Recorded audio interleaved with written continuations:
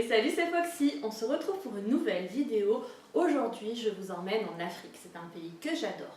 Quand on parle Afrique, on pense au sport, on pense à la SAP, on pense à l'art, on pense bien sûr à la musique, on pense pas trop à la littérature et à mon avis, on a tort. Donc je vous emmène pour un voyage vers l'Afrique. Tu viens ? On commence avec Le sanglot de l'homme noir d'Alain Mabankou des éditions Point. Tout d'abord, je remercie le site deslecteurs.com grâce à qui j'ai fait cette belle découverte. Déjà, je sais pas vous, mais moi j'adore la couverture, je la trouve vraiment magnifique. Je vous la montre d'un petit peu plus près. Voilà, l'objet livre est vraiment magnifique, j'adore les couleurs. Donc c'est un... Attention, ce n'est pas un roman, c'est un essai. Je m'attendais franchement à un roman, donc j'ai été un peu surprise et c'était une bonne surprise parce que vraiment l'auteur nous emmène dans une réflexion sur l'identité africaine, vraiment sans clichés, sans stéréotypes et surtout pas du tout politiquement correct.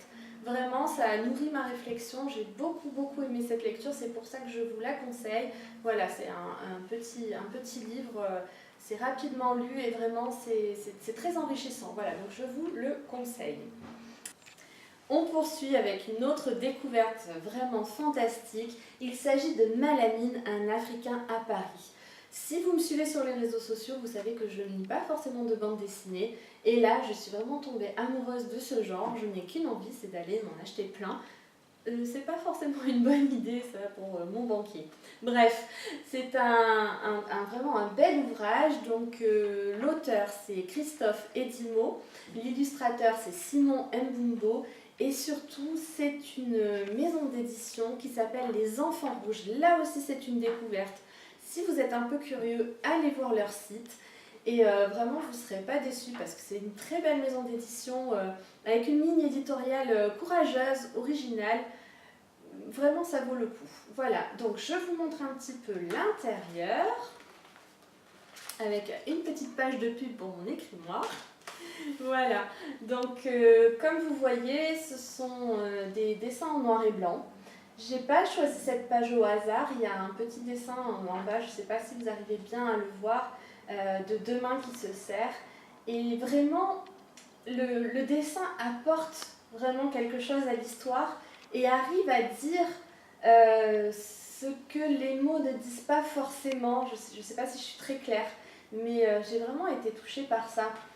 Donc, en fait, je ne vais pas vous raconter l'histoire parce que j'ai fait un article sur le blog The Afro Frenchies. Je vous mets tous les liens en barre d'infos. Je remercie l'auteur Christophe Edimo qui a gentiment répondu à mes questions par écrit. Tout est dans l'article, je vous invite à aller le découvrir. On poursuit avec un roman vraiment que je vous conseille. Je sais que j'arrête pas de dire ça, mais là c'est vraiment un grand coup de cœur. Confession d'une sardine sans tête de Guy Alexandre Sonda.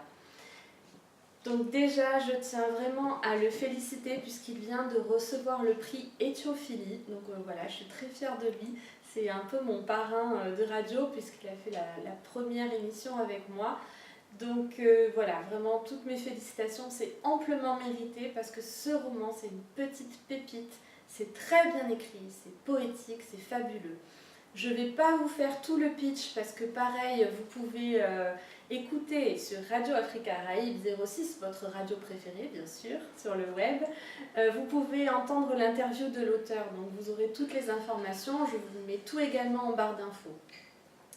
Donc c'est l'histoire de Mortimer Bertosa, un personnage très particulier puisqu'il est à moitié SDF, à moitié fou, il sent pas très bon. Mais on s'attache très vite à ce personnage, je deviens un peu plus sérieuse puisqu'il nous emmène dans ses souvenirs d'enfance au Congo. Il nous fait écouter un petit peu les voix de ses démons intérieurs. J'ai pas envie de vous en dire plus parce que vraiment, c'est vraiment un livre à découvrir, donc voilà. Écoutez l'interview si le cœur vous en dit sur Radio Afrique Caraïbes 06. Je vous mets tous les liens en barre d'infos. On poursuit avec ce livre magnifique qui est un recueil de photos. Je vous le montre d'un petit peu plus près. Voilà, comme vous voyez, c'est vraiment un livre-objet très beau. Si, comme moi, vous commencez à penser à vos cadeaux de Noël pour éviter la cohue dans les magasins, offrez des livres, offrez du rêve, offrez des photos. C'est vraiment, je pense, une très belle idée. Donc on revient sur le titre Parcours africain du docteur Paul Martineau. Le docteur Paul Martineau, c'est un ancien médecin de Brousse que j'ai eu la chance de rencontrer en dédicace.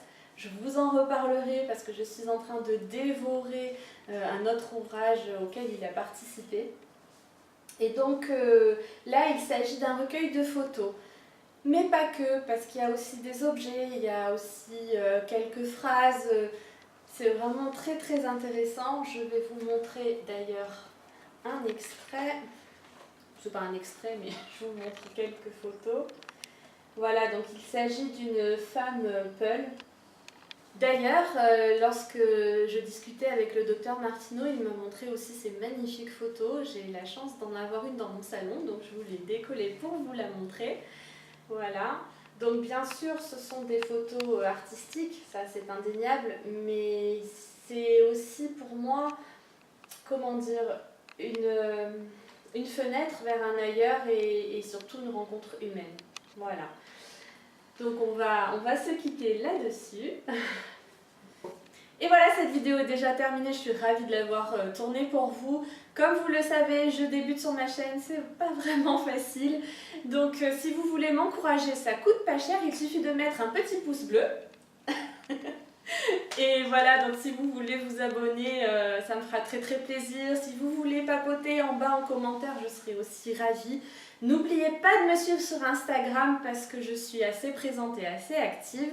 Comme ça, on pourra papoter aussi. Voilà, j'ai hâte de vous retrouver pour une nouvelle vidéo. Je remercie ma sister derrière la caméra.